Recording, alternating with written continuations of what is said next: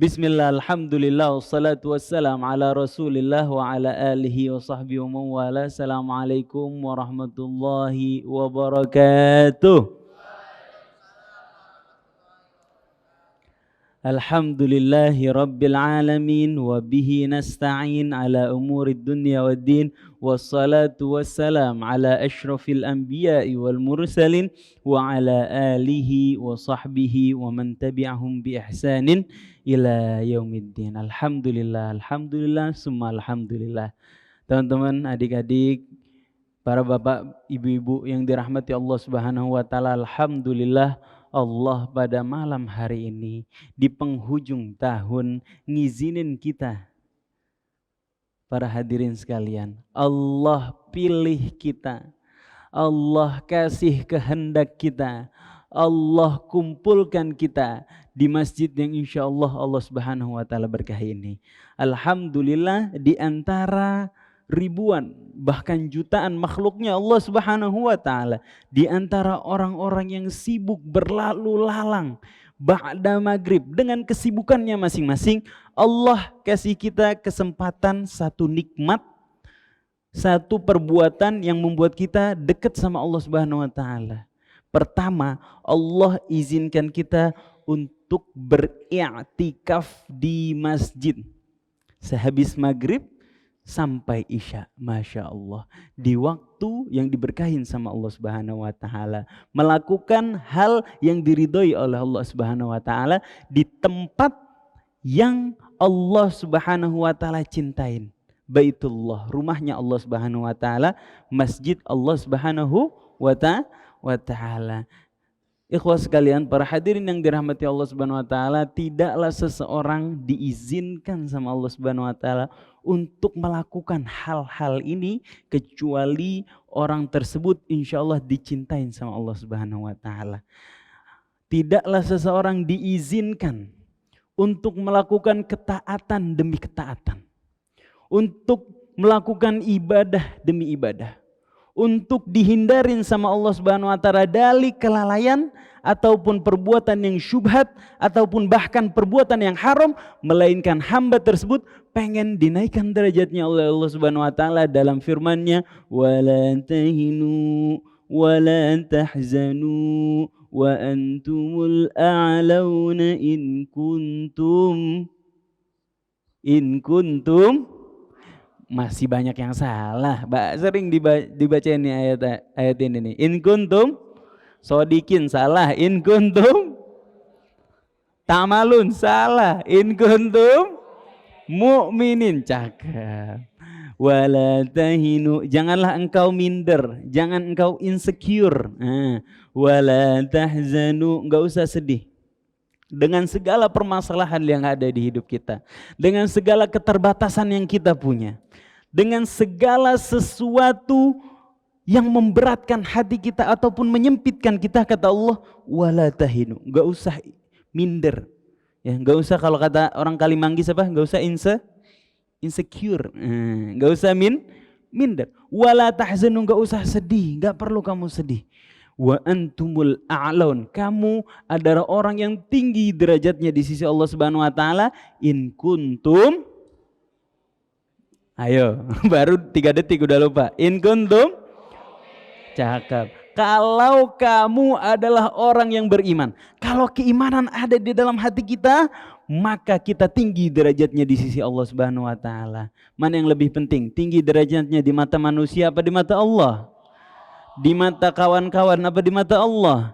Di mata tetangga apa di mata Allah? Di mata Allah. Enggak usah ada yang perlu kita pedulikan. Yang perlu kita pedulikan adalah gimana kondisi keimanan yang ada di dalam hati kita. Maka berkumpulnya para hadirin sekalian di masjid ini ba'da maghrib, di mana semua orang dalam kesibukannya masing-masing, insya Allah tanda bahwa Allah masih menanamkan iman di dalam hati kita masing-masing. Alhamdulillah. Terlebih lagi ini amalan yang luar biasa. Amalan berdiam diri di masjid. Amalan kita suka ada di masjid. Ada yang gak suka berada di sini? Ada yang dipaksa sama gurunya? Ada yang dipaksa sama orang tuanya? Insya Allah nggak ada, insya Allah ridho semua, insya Allah dalam kerelaan. Kalau ikhwah sekalian, kalau para hadirin kumpul di masjid dalam kerelaan, keridhaan, berbahagialah karena banyak pahala, banyak keutamaan yang Allah tawarkan bagi orang-orang yang hatinya terpaut sama masjid. Pernah kita gambarkan bagaimana kondisi di hari kiamat yang begitu sangat amat mencekam, luar biasa. Matahari begitu dekat sehingga orang-orang berkucuran keringat, sehingga keringat tersebut hampir-hampir menenggelamkan orang. Semua orang dalam kepanikannya masing-masing, tidak peduli terhadap siapapun yang ada di sekitarnya, sekalipun itu saudaranya, ibunya, bapaknya, pasangannya, bahkan anaknya. Dalam surat Abasa sama-sama kita hafal, yauma yafirrul mar'u wa ummihi wa sahibatihi.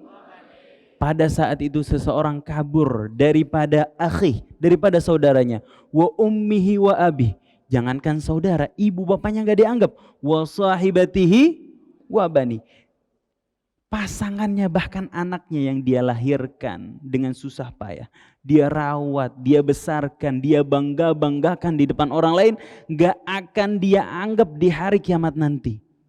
Gak akan dianggap. Kenapa? Karena setiap orang dalam kepanikan yang luar biasa, dalam ketakutan yang luar biasa terhadap bagaimana kondisinya di hadapan Allah Subhanahu wa taala. Bagaimana perhitungannya di hadapan Allah Subhanahu wa taala. Apakah dia akan masuk neraka ataupun dia bakal selamat dari api neraka. Semua orang panik dan bingung, tapi ada orang-orang yang wajahnya digambarkan dalam Allah Subhanahu wa taala berseri-seri, tertawa riang, berada di bawah naungannya Allah Subhanahu wa taala. Dalam firman-Nya, wujuhu yauma idzin musfirah. Ada orang-orang yang pada saat itu wajahnya riang berseri-seri, dhahikatum mustabsyirah, tertawa riang, bercanda-canda bersama orang-orang sekitarnya, berkumpul bersama baginda Nabi Muhammad Sallallahu Alaihi Wasallam, berada dalam naungannya Allah.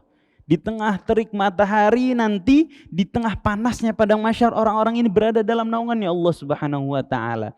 Berbahagialah para hadirin sekalian, kumpulnya kita di sini merupakan satu tanda bahwa kita masuk ke dalam golongan itu. Karena baginda Nabi Muhammad Sallallahu Alaihi Wasallam diriwayatkan dalam sebuah hadis, ada 6 golongan yang masuk ke dalam naungannya Allah Subhanahu wa taala. Yauma la dhilla illa dhilluh, di hari tidak ada naungan selain naungannya Allah Subhanahu wa taala. Salah satu di antaranya adalah siapa? Wa rajulun qalbuhu mu'allaqun bil masajid, dan orang yang hatinya tertaut, ya, kepincut, tertarik, jatuh cinta sama masjid. Orang-orang ini insya Allah akan dapat naungannya Allah Subhanahu wa taala. Bertahannya kita habis maghrib, ya, kita untuk sholat berjamaah di sholat maghrib berjamaah di masjid aja nggak semua orang dapat, ya. Sholat fardu berjamaah di masjid nggak semua orang mampu. Alhamdulillah kita mampu sholat berjamaah, sholat fardu berjamaah di masjid. Untuk duduk zikir, ya, ada orang yang langsung cabut ke belakang, ya, langsung cabut pergi kepada urusannya masing-masing. Ada yang langsung buka handphonenya masing-masing. Alhamdulillah kita bertahan zikir. Alhamdulillah Allah izinin kita apa? Sholat sunnah ba'diyah maghrib. Ditambah lagi Allah pertahankan kita duduk sama-sama dengar kajian, deketin diri sama Allah Subhanahu wa taala. Insya Allah pertanda bahwa hati kita jatuh cinta sama masjid, hati kita terpaut sama masjid. Kata Allah Subhanahu wa taala, tidaklah seseorang bisa diberi kemampuan untuk memakmurkan masjid, melainkan orang tersebut adalah orang yang beriman kepada Allah Subhanahu wa taala. Dalam firman-Nya, Allah Subhanahu wa taala berfirman di dalam Al-Qur'an, a'udzubillahi minasyaitonir rajim. Innama ya'muru masajidallah Man amana billahi wal yawmil akhir wa aqamas salata wa ataz zakata wa lam yakhsha illallah fa'asa ulaika ayyakunu minal muhtadin. Sesungguhnya tidak lain orang yang mampu memakmurkan masjid adalah mereka yang beriman kepada Allah Subhanahu wa taala dan beriman kepada hari akhir. Dan mereka yang senantiasa mendirikan sholat dan gak pernah skip, ya, gak pernah luput daripada zakat harta hak Allah Subhanahu wa taala dari harta yang dia punya. Walam yakhsha illallah. Orang yang diberi sama Allah Subhanahu wa taala kemampuan untuk memakmurkan masjid, hatinya enggak takut sama apapun kecuali sama Allah Subhanahu wa taala. Maka teman-teman kalau mau lihat ciri-ciri orang yang jatuh cinta sama masjid, lihat pribadinya. Pasti dia adalah pribadi yang pemberani. Kenapa? Karena dia hatinya tertaut sama masjid dan dicirikan sama Allah Subhanahu wa taala dalam ayat ini walam yakhsha illallah. Dia enggak takut kecuali hanya kepada Allah atau karena Allah Subhanahu wa taala. Dan kalau kita takut sama Allah, kita akan dibuat berani terhadap apapun. Ya, kita takut sama Allah Subhanahu wa taala, kita akan diberikan keberanian terhadap apapun. Kita merendah, nunduk, menghina di hadapan Allah Subhanahu wa taala, kita akan ditinggikan oleh Allah Subhanahu wa taala. Kita mendahulukan Allah Subhanahu wa taala, kita memprioritaskan Allah Subhanahu wa taala, maka kita akan diprioritaskan oleh Allah Subhanahu wa taala di antara seluruh makhluknya. Termasuk saat kita diuji hati kita, mau memprioritaskan masjid atau memprioritaskan hal yang lain. Ya, adik-adik sekarang di pesantren alhamdulillah nggak banyak godaannya. Nanti begitu di rumah ada layar TV atau ada handphone atau ada laptop atau ada game online atau ada apapun atau ada teman yang ngajak kita nongkrong. Adik-adik bakal diuji hatinya. Adik-adik bakal memprioritaskan Allah ketika azan berkumandang untuk sholat berjamaah di masjid atau memprioritaskan nikmat-nikmat tadi. Ya, akan diuji. Walam yakhsha illallah. Rasa takut kita sama Allah Subhanahu wa taala nanti akan diuji. Kalau kita udah lulus, benar, lulus ujian hati kita, tertaut, jatuh cinta sama masjid, fa'asa ulaika ayyakunu minal muhtadin. Maka kelak, kata Allah Subhanahu wa taala, orang-orang yang senantiasa memakmurkan masjid, kelak nanti Allah Subhanahu wa taala akan berikan dia hidayah, akan jadikan dia termasuk dalam orang-orang yang berada dalam tuntunannya Allah Subhanahu wa taala, dalam bimbingannya Allah Subhanahu wa ta'ala. Ayo bangun, Masya Allah. Capek ya seharian ya? Siapa yang remedial coba angkat tangan? Yang remedial angkat tangan. Wah, yang remedial banyak yang di sini tapi yang ngantuk banyak di sini. Nauzubillah min dalik. Ya, bangun ya, pijitin. Kalau ada temennya, teman-teman, ya, kalau ada temen yang ngantuk tawarin, kamu ngantuk kenapa? Mau bangun nggak? Mau saya pijitin nggak? Kamu mijitin teman kamu karena kamu pijitin nggak ngantuk, kemudian dia dengar kajian, maka kamu akan mendapatkan pahala yang lebih besar daripada onta merah. Tahu nggak harga onta merah berapa? Tahu harga onta merah berapa? Coba searching di Google, harga onta merah berapa? Lebih dari 1 M. Bahkan hampir 1 M. Atau paling murah 0,5 M. Onta merah. Nah, kamu bikin gak ngantuk teman kamu, bikin dia bangun. Kata dalam riwayat apa? Khairun min an yu'tika khumrun na'im. Satu orang dapat hidayah karena kamu lebih baik daripada diberikannya kepadamu 1 ekor unta merah. Yuk, bikin gak ngantuk temannya. Yuk, bismillah. Bismillah. Yuk, bangunin teman-temannya. Oke, lanjut ya. Keutamaan lagi. bagi orang yang mampu bersungguh-sungguh datang di masjid. Dan alhamdulillah Allah izinin kita pada malam hari ini. Bagaimana tidak, dari tiap langkah orang yang berangkat ke masjid, satu langkah kaki kanan ataupun kaki kiri, satu langkah yang dia keluarkan ke masjid jadi penghapus dosa dia di sisi Allah Subhanahu wa taala. Satu langkah lagi jadi penaikan derajat dia di sisi Allah Subhanahu wa taala. Di dalam satu hadis diriwayatkan baginda Nabi Muhammad SAW bersabda, "Man tatahhara fi baitihi summa masya ila baitin min buyutillah." Barang siapa yang membersihkan dirinya di rumahnya. Kalau kalian mungkin di asrama kalian. Kalian bersih-bersih, mandi-mandi di rumah kalian atau di asrama kalian, barang siapa yang membersihkan diri, kemudian dia datang berjalan, berjalan kepada salah satu rumah dari rumah Allah, liyaqdiya faridatan min faraidillah, untuk menunaikan satu kewajiban dari kewajiban-kewajiban Allah Subhanahu wa taala. Maksudnya adalah sholat fardu. Siapa yang berangkat ke masjid, bersihin diri untuk menunaikan satu kewajiban yang Allah Subhanahu wa taala, diantaranya adalah sholat fardu, kanat khutwatahu ihdahuma tukhti khati'atan wal ukhra tarfa'u darajatan. Dari tiap langkah dia menuju ke masjid, satu langkah apa?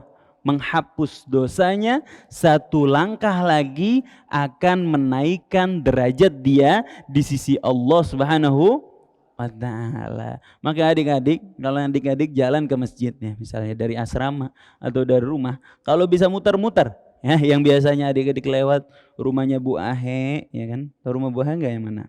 Yang depan gerbang itu, atau rumahnya Ustadz siapa? Siapa? Siapa? Ustadz Angga ya? Bukan Ustadz Angga, Ustadz Fauzi. Nah, atau biasa rumah Ustadz Fauzi, adik-adik muter nggak apa-apa, muter lewat rumah saya itu. Nah, tiap makin banyak langkahnya, makin banyak pahalanya di sisi Allah Subhanahu wa taala. Makin banyak dosa kita dihapus sama Allah Subhanahu wa taala, makin tinggi derajat kita dinaikkan sama Allah Subhanahu wa ta'ala. Masya Allah. Mau cerita nggak? Cerita dikit ya. Al-kisah di zamannya Sayyidina Umar bin Khattab radhiyallahu anhu. Ada satu orang pemuda. Pemuda ini insya Allah kayak kalian, hatinya cinta sama masjid. Pemuda ini hatinya cinta betul sama masjid.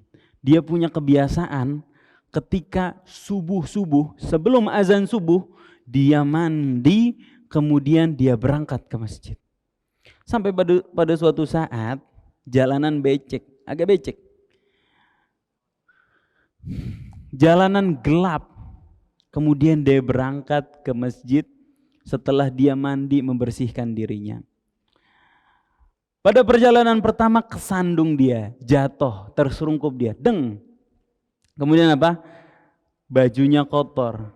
Akhirnya apa yang dia lakukan? Dia bersihin bajunya, dia pulang ke rumah, dia ganti baju, dia mandi lagi. Ganti baju yang lebih bersih. Berangkat lagi dia. Kesandung lagi. Jatuh karena gelap, nggak tahu dia. Nggak tahu apa ada sandungan batu yang menyandung dia. Jatuh dia, kotor. Kemudian dia bersihin lagi, dia pulang, dia mandi lagi, dia ganti baju yang bersih lagi. Yang ketiga dia jalan, ada kakek-kakek bawa lampu, bawa lampu untuk ngebantu dia jalan. Akhirnya dia ketemu sama kakek-kakek itu, sama kakek-kakeknya ditemenin sampai masjid, dianterin sama kakek-kakeknya. Jalan dia berdua ke masjid, sampai Masjid Nabawi, orang ini masuk, kemudian kakek-kakeknya diam di luar. Pemuda ini heran, "Kek, kenapa kok nggak masuk? Ayo masuk." Nggak usah, kamu aja masuk." "Ayo masuk, Kek." Nggak mau. Kamu aja masuk, udah. Saya sampai sini aja, saya mau nganterin kamu aja. "Udah ayo Kek masuk." Enggak, udah kamu aja yang masuk." Kemudian ditanya, "Kakek ini sebenarnya siapa? Kok kakek nganterin saya, tapi kakek nggak mau ikut sholat?" Sebenarnya saya adalah iblis katanya. Saya adalah setan. Kok bisa setan atau iblis nganterin orang ke masjid? Iya, soalnya waktu pertama kali kamu jatuh, Allah Subhanahu wa taala ampunin dosa-dosa kamu. Kemudian kamu bersih-bersih, kamu berangkat lagi ke masjid, saya sandung kamu lagi biar kamu gak kapok mau ke masjid. Saya sandung itu, kamu tadi jatuh, saya yang nyandung. Kemudian setelah kamu jatuh, kemudian kamu bersih-bersih lagi, kamu mandi lagi, kamu ganti baju lagi, Allah Subhanahu wa taala ampunin dosa keluarga kamu dan orang-orang yang bersama kamu. Capek saya, udah capek-capek godain kamu, capek-capek godain keluarga kamu ibaratnya ya kan. Maka saya nggak mau terulang ketiga kalinya. Takutnya kalau kamu jatuh lagi dan kamu bersih-bersih lagi, Allah ampunin nih dosa orang-orang sekota. Rugi dong saya, udah capek-capek godain orang-orang, dosanya diampunin sama Allah Subhanahu wa taala karena kesungguhan kamu mau berangkat ke masjid. Masya Allah, lihat tuh. Setan aja godain orang sampai-sampai rela nganterin orang ke masjid. Masya Allah. Ada satu kisah lagi, mau ya? Satu kisah dalam riwayat lain. Abdullah bin Ummi Maktum. Abdullah bin Ummi Maktum. Kisahnya mirip. Abdullah bin Ummi Maktum ini adalah seorang yang tunanetra. Gak bisa ngelihat. Dia berjalan menuju masjid. Ya. Kemudian di tengah jalan tongkatnya kesandung, kemudian ditangkap sama orang. Ditangkap, kemudian dituntun dia menuju masjid. Ketika ditanya, ente ini siapa kok baik banget nuntunannya? Gak mau masuk masjid juga dia. Ente ini siapa kok baik banget nuntunannya? Aduh, saya itu sebenarnya setan katanya. Saya sebenarnya setan. Kok setan mau nganterin saya menuju ke masjid? Kenapa? Iya, soalnya kamu, wahai Abdullah bin Ummi Maktum, dulu pernah jatuh. Kemudian kamu berdarah. Dari rasa sakit yang kamu rasakan, Allah Subhanahu wa taala ampunin setengah dosa-dosa kamu. Saya nggak mau yang kedua kalinya kamu jatuh, kemudian Allah Subhanahu wa taala ampunin seluruh dosa kamu. Saya nggak mau. Saya bantuin aja, mendingan saya bantuin untuk menuju ke masjid. Adik-adik yang dirahmati Allah Subhanahu wa taala, para hadirin, bapak-bapak, ibu-ibu yang insyaallah Allah Subhanahu wa taala rahmati dan Allah Subhanahu wa taala beri hidayah. Kisah ini ngingetin kita bahwasanya Allah Subhanahu wa taala berfirman, a'udzubillahi minasyaitonirrajim, innasyaitana lakum aduwwun fattakhidhuhu aduwa. Sesungguhnya setan bagi kamu adalah musuh, maka jadikanlah setan itu musuh. Jangan ditemenin, jangan diturutin, jangan kamu gampang tergoda sama setan. Bayangkan, setan dengan rela bimbing orang ke masjid karena nggak mau dosa sesatu orang diampunin sama Allah Subhanahu wa taala. Kadang-kadang kita digoda sama setan. Ketika azan berkumandang, kita diberikan satu nikmat-nikmat duniawi yang sayang kalau ditinggalin kalau kita menuju ke masjid. Lagi nonton, lagi seru-serunya, kemudian azan maghrib. Nah, kemudian lagi main game online. Nah, lagi jago-jagonya nih. Kalau di pause kalah. Nah, pernah gitu nggak? Jujur pernah gitu nggak? Nah, lagi main game online, apa yang namanya push rank, tiba-tiba azan. Padahal bentar lagi menang, diuji sama Allah Subhanahu wa taala. Kamu pilih permainan kamu yang gak akan mendatangkan manfaat kecuali hanya kesenangan semata, kesenangan sebentar, atau kamu mau dapat kesenangan yang abadi di sisi Allah Subhanahu wa taala. Adik-adik, bapak-bapak, ibu-ibu yang dirahmati Allah Subhanahu wa taala, maka pergunakanlah nikmat ini sebaik-baiknya. Nikmat kita punya masjid yang alhamdulillah Allah hindari dari permusuhan. Alhamdulillah masjid ini Allah Subhanahu wa taala berikan kemampuan untuk memfasilitasi kita sholat berjamaah 5 waktu dengan segala kenyamanan yang ada. Dikasih AC, dikasih lampu terang benderang, alhamdulillah. Dikasih sama Allah Subhanahu wa taala gerakin pengurus-pengurus masjid untuk mau memakmurkan masjid ini.